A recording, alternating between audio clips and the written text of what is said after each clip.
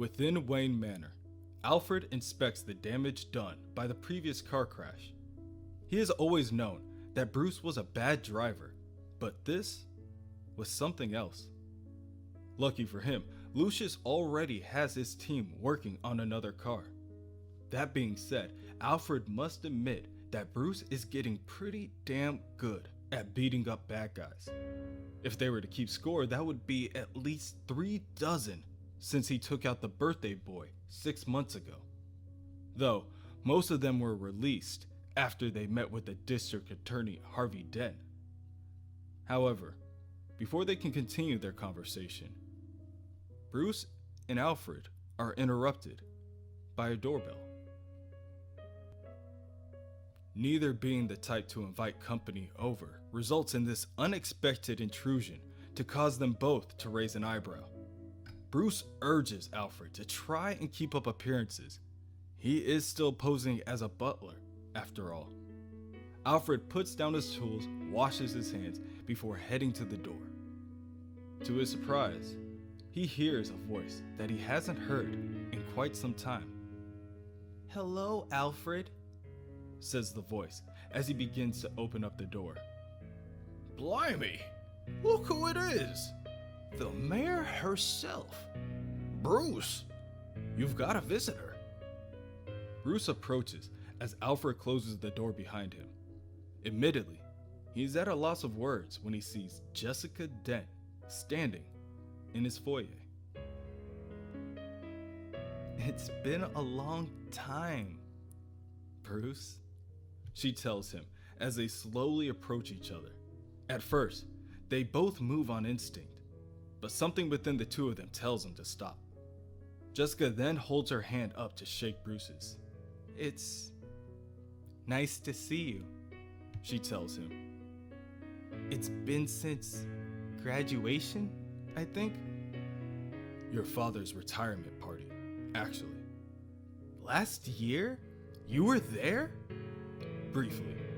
Your brother saw me out before I could say hello. Harvey never did like me. And you."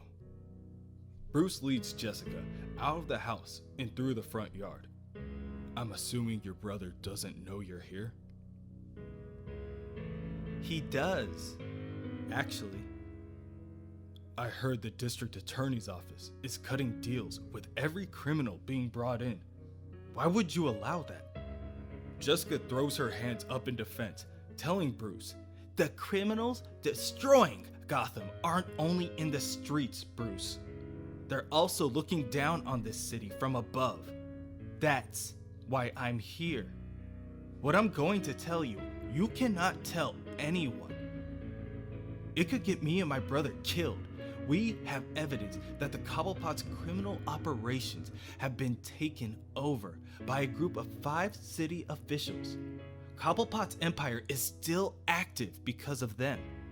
We don't know who they are, but they could be anyone.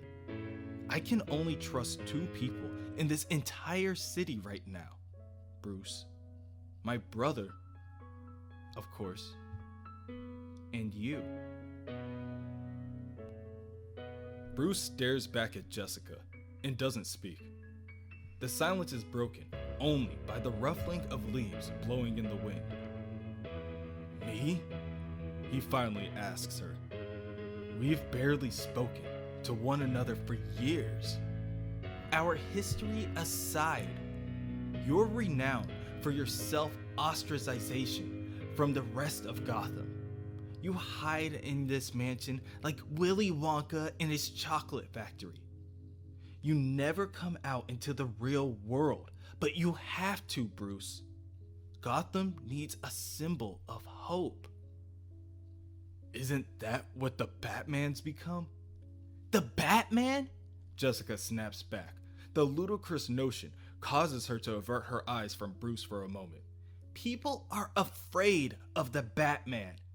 We need someone who inspires people, Bruce, not someone who scares them." At this point, Bruce is more than confused on what Jessica actually wants from him. "So, what do you want me to do?" he asks her. I want you to roll your sleeves up and get out there like your mother and father did. Help me fight to turn Gotham into the city your parents wanted it to become.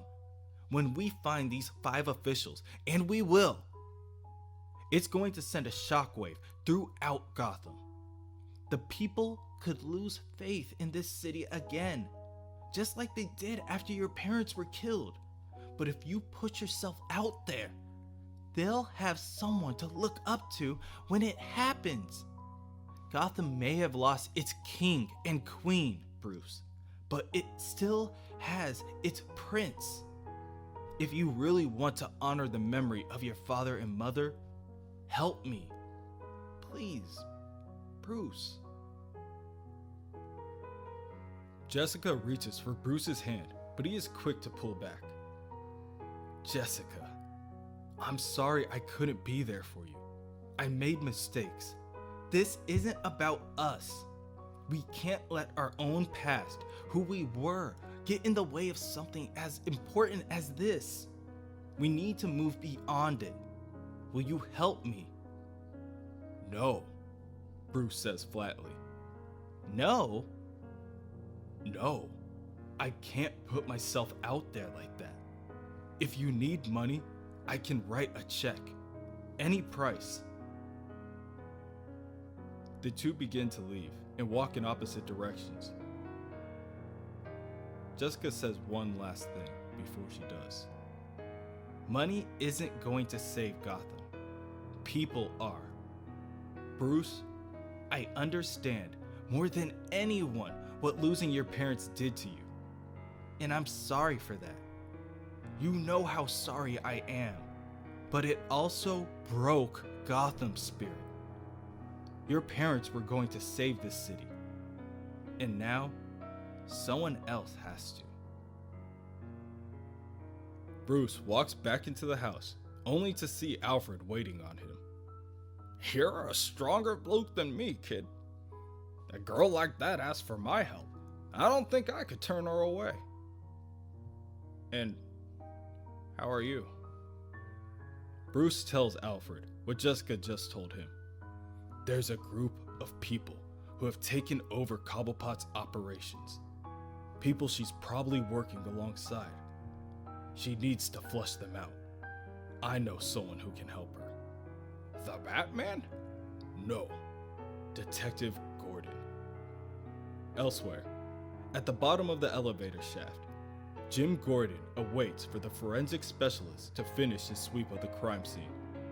Apparently, the rest of the forensics team is literally waist deep in shit.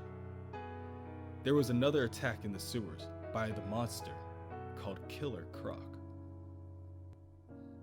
Also, at the moment, Detective Bullock lays asleep within the police car. At least this way, Gordon won't have anyone tampering with any potential leftover evidence. The forensic scientist leaves the area to return to his own truck, and once he is out of sight, Batman appears from the shadows. Gordon hears the footsteps coming and looks at the ground behind him.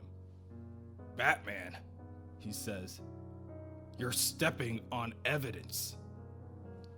Evidence? Batman asks as he looks down at his black boot, which happened to be pressed on a single sheet of paper, notably indicated by a yellow marker. I thought this was an accident. Right. There was a maintenance man working on the elevators yesterday, but whoever he wasn't sent by the building or the city. Hey, watch where you put your hands too. The leather on your gloves will smudge any fingerprints. You're not much of a detective, are you? That's not my job. So, your job is just beating up the bad guys? Who taught you that would solve anything? I mean, I know you're out there. The whole city knows that now. And you're scaring the hell out of people. But between Harvey Dent and you, the public defenders are having a field day getting their clients back on the streets. How's your daughter? Batman asks, deflecting. Far away from Gotham. studying computer science at Berkeley. But that's not what you're really saying, is it? You saved her, so I owe you. You need a favor. Batman tells Jim everything that he learned from Jessica earlier that day. Word is that there are 5 people who have taken over Cobblepot's criminal network. People who have yet to be identified. But they work for the city. Gordon walks over to a nearby blacklight in order to show Batman the last piece of evidence. How do you know this? He asks. I just do. Can you help me find out who they are? The 2 men stand and watch as the blacklight illuminates a giant question mark painted on the back of the elevator wall. Batman asks, why would someone want to kill an elevator full of people? They could have had a vendetta against the towers. A recent evictee, maybe. I've got to call this in. You should go. But I'd like to help you out, Batman. I just need more information. Especially if I'm looking for 5 corrupted officials, which Gotham has no shortage of. Get me more to go on. Until then, I've got to go. On the way back to the precinct, Detective Gordon shows Detective Bullock all of the evidence they have accumulated thus far. Harvey looks at the image of the large question mark on his cracked phone and asks, you sure this is connected to the elevator crash, Gordo? Maybe it was just some kids. Forensics found traces of the same paint in the elevator shaft and in the call box. The call box? Whoever blew the cable was talking to them for some reason. We would have found them by now if he hacked into the phone line. He replaced the whole call box with an SRD, didn't he? A short-range device? A 2-way radio broadcasting less than a single watt. How did you know that? Before Jim can finish the question, he turns around and Harvey is throwing up in a nearby dumpster. Maybe you should go home. Take the day. No. People got killed. We have work to do. The 2 finally arrive back at work and they are informed that the captain would like to see them. And he has a guest. The detectives proceed into the captain's office, already knowing what waits to greet them. District Attorney Harvey Dent. And he is more than angry. Are these the 2 idiots I've been waiting for? You 2 knowingly assaulted an informant this morning. Detective Gordon steps forward to defend his partner. Mr. Dent, if I can explain, you don't need to. Your partner, Detective Gordon, spoke directly to Vice, who spoke directly to my office, who, without question, delivered a direct order to stay the hell away from Damon Druce. Bullock, rearing back from the verbal assault, tells Dent, I don't recall that conversation. You smell like you wouldn't recall much of anything, Detective Bullock. But according to everyone you spoke with, you used several expletives. The captain, Captain Loeb, attempts to reason with the 2 detectives, asking if Gordon has anything to say on the situation. I have something to say, Captain Loeb, Bullock begins, but is quickly interrupted. I'll handle this, Gordon tells him. We did call it in. Bullock did. And we were only keeping tabs on Damon Druce when a fight over a pool game broke out. They spilled their drinks all over us. We didn't have time to change before we were asked to hit the towers, which turned out to be a hell of a crime scene. Captain Loeb once again speaks up to defend his 2 detectives. It sounds like an unfortunate case of unavoidable circumstances, Mr. District Attorney. Harvey glares at the captain before stomping out of the office. However, he makes sure to leave the detectives with one last word.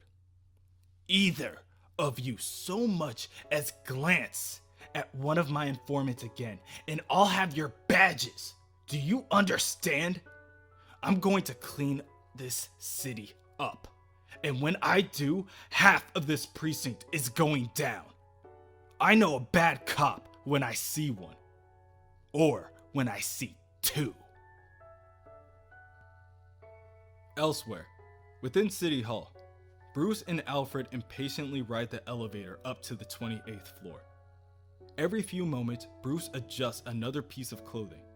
His tie, his collar, his sleeve. Stop fidgeting. I'm not used to this. You're way out of practice, boy. This isn't a social call. I'm only here for more information on the 5 officials. And once I get it, I'll talk to Detective Gordon. Enough with him! Detective Gordon doesn't know you, or what you're doing, or why. I can trust him. I wouldn't trust any cop in Gotham. Right now, they have their hands full. But one day, you keep this up, and we do clean up Gotham. They'll come for you. Bruce. Gordon will.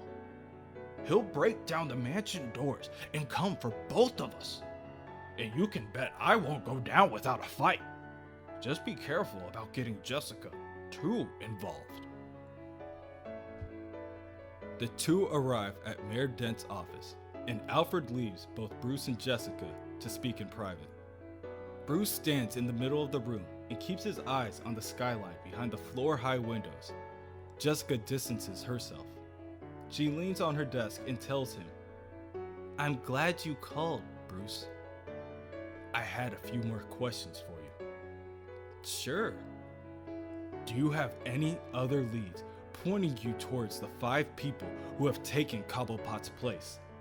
I ask that because if I'm going to put Wayne Enterprises out there, and that includes the board and the many talented people who work for the company, I need to be assured that none of them are involved in this. Jessica assures Bruce that there is no one at Wayne Enterprises that he has to worry about. And to prove to Bruce that she is trustworthy, she calls out her brother, Harvey, who had been hiding up until this point. At the first sight of him, Bruce flashes back to the verbal beatings Harvey used to berate him with. "Wayne," Harvey says as he stares down the billionaire. "Hello, Harvey. Jess and I are putting everything on the line talking to you. She trusts you. That means I trust you too, Wayne." Harvey walks over and hands Bruce a tablet. "What is this?" "The reason I've gotten so many criminals talking is that I'm making a conversational map. It's like weaving a spider web from the outside in. Every time I make a deal with someone, I fill in a little more of the web. It's starting to coalesce around 5 institutions in the city: the police department, the housing commission, public works, the city council, and the state court. Someone I probably see every single day. This is bad, Wayne. This city can't get any worse." That night, at the Rene Magritte showcase, the wealthy and affluent of Gotham converge. They stare in awe at the exhibits. It is said, of course, Magritte was a man well ahead of his time. His paintings captured the essence of identity and lack thereof. Perhaps he wanted the viewer to think about who they are as an individual. Some would say his works are enlightening. However, there is a new exhibit that the masses cannot ignore. A work titled The Riddle. One of the museum curators inspects the painting, attracting the gathering crowd, and tells them that she doesn't recognize the exhibit at all. "Well, that's because it's new," says a voice from behind the speaker. The onlookers stare back at the painting in confusion, each wondering and waiting for what's to come. And that is when the voice from behind the speaker asks them, "It smells like green paint. It pours like purple paint. And it looks like a white van. What is it?"